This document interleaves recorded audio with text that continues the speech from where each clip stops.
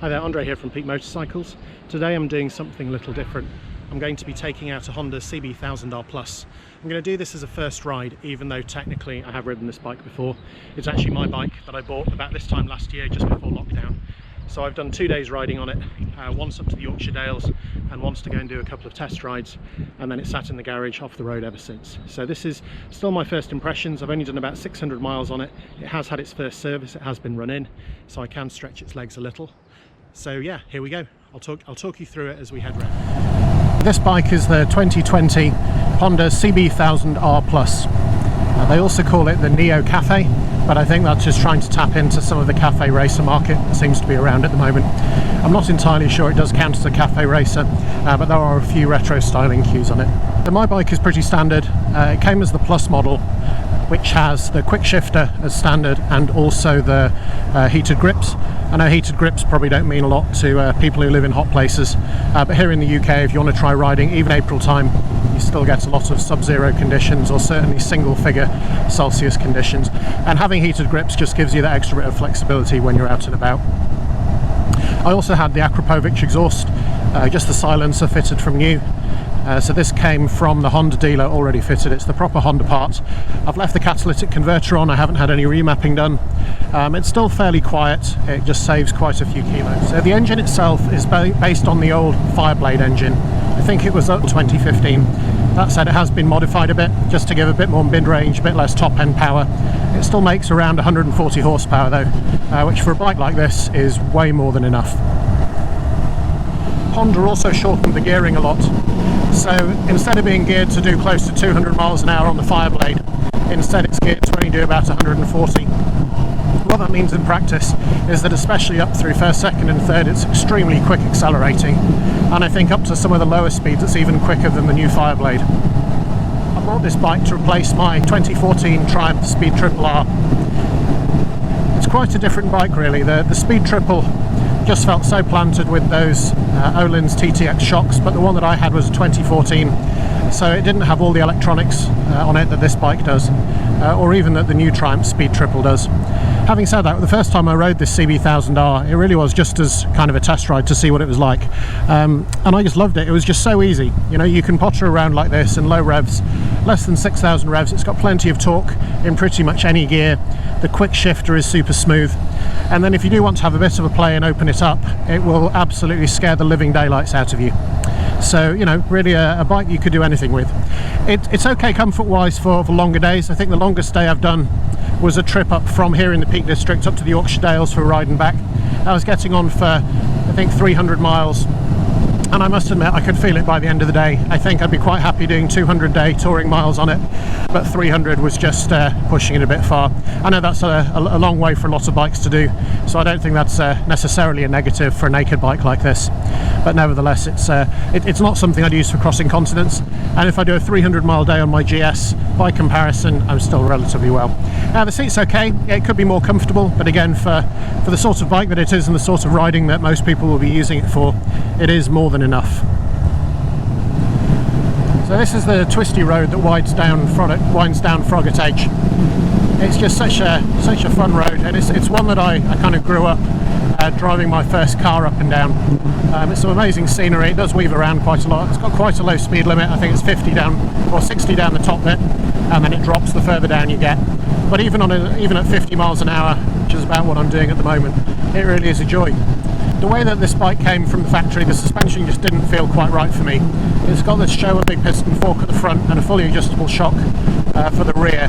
So I looked up a couple of things on YouTube, as you do, and managed to find a few suggested changes to settings, you know, a few clicks here, a few clicks there. So I experimented with it a little bit, and now it just seems to just damp out the bumps really, really easily. Before, though, it was either slightly too hard in that I felt I was being launched off a bump. I don't know whether that's just as the spring was overly compressed while I was on it, but now it just feels very, very planted.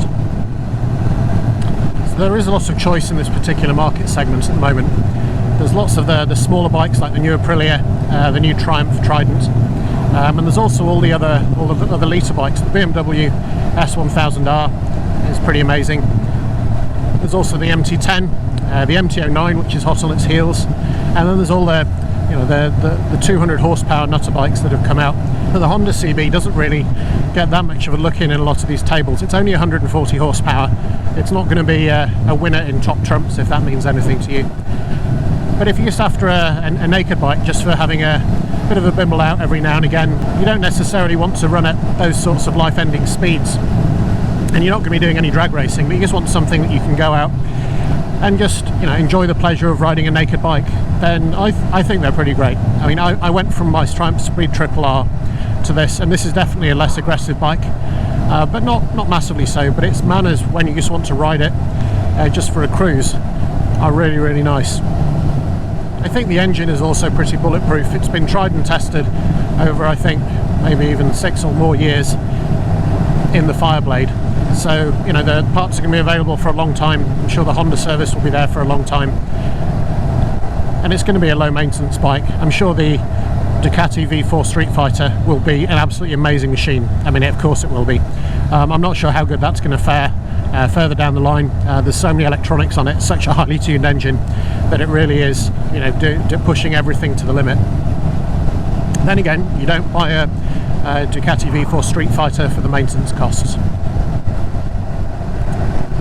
This right-hander has always been fun. There's always cars going off just over here, so you just pop over the bridge and there's always cars coming the other way who'll cut out onto your side. But today it's all good.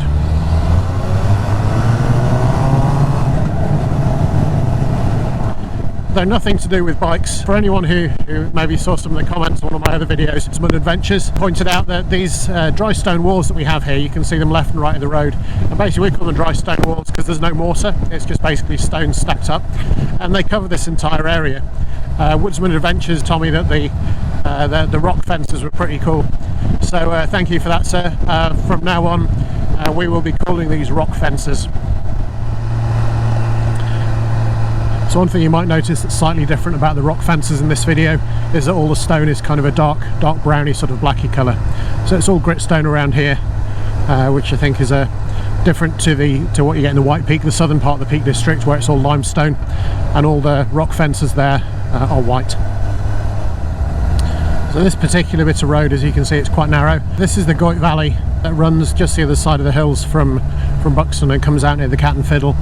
So the Cat and Fiddle probably doesn't mean anything to most people, but if you've ever seen one of those most dangerous roads things, back in the day it became a place where bikes could just tear over the top. I think a lot of people came off, quite a few people were killed, and it just kind of became notorious for it. There is a pub right at the top, which back in the days when people would have a drink and then ride home, did very well, but then it shut down after a particularly cold winter where they couldn't have any customers for a month, and I think they were already struggling. It's now been reopened and is now a distillery, so we're going to nip up there for a coffee. And even though this stretch of road just comes down from very close to where the Cat and Fiddle pub is, it's far quieter than the actual A537 Cat and Fiddle road itself. And as you can see, just the surface is just brilliant.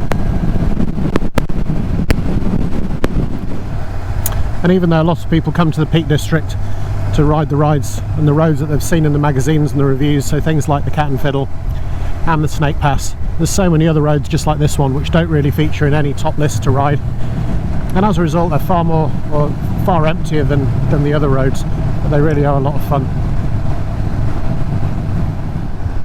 So I've talked quite a lot about the things that I like about the bike and things I think they've done well. There are a few things that were a bit niggling. I think the dash is probably going to be a love it or hate it thing. It's kind of minimalistic. I don't mind it, but in this day and age, for what is Honda's sort of premium offering in this class, I do think the dash is a little bit basic, and the white on black can be a little bit difficult to read, especially in bright light. I also found that the mirrors were a little bit narrow. Now that might just be for me because I'm healthy and quite broad, so I did actually get some mirror extenders just to push them out a little bit. The thing is, I don't think they look great, and I know looks aren't everything on a bike, but you know, in most cases we pick something because we like how it looks. Other than that, there isn't really anything else I don't like about it. I don't think it's terribly practical for a pillion, but then I didn't really buy it for that, and I have the seat cowl, so I would never carry a pillion anyway. It's actually fairly practical for touring. I don't know if you've seen, I've got those two side carrier adapters, and that's for the Eco and Becker luggage, so I've got a set of X-Travel luggage to go with this bike, which means that you can't take as much as you could say on the GS, but certainly for a weekend away, 3 or 4 days away somewhere, it's ideal, and it's so easy to take the luggage on and off. When I'm normally doing a first ride video or taking a test ride, at some point I'll try and make a decision about whether, if it was my money, I would buy the bike. Now in this case it is a bit of a giveaway, because this is my bike and I did actually buy it, but it did really come about as really a thing of chance, I suppose. I didn't go in actually thinking that this would be the replacement for my Speed Triple 1050R, but it does the job really, really well, and for the price point I couldn't really think of anything else I'd rather have instead. That's it, that's the end of my ride out on my Honda CB1000R. Hopefully I've managed to show you some parts of the Peak District that you might not have seen before. The bike itself has been brilliant. I just love it every time I get on it. It has been a little bit cold at a few points today. I was missing the screen from some of my other bikes, but having said that, there's nothing that I couldn't manage without the odd coffee stop. My bike does have heated grips, which does help when you're riding in these sorts of temperatures. But yeah, it's been a huge amount of fun. I've forgotten just how much fun it is, both at low speeds, going around some of these little backcountry lanes, but then when you do get a fast bit of road, just being able to open it up is it's just great. So I hope this has been useful. If it has, please like and subscribe, and I will see you next time.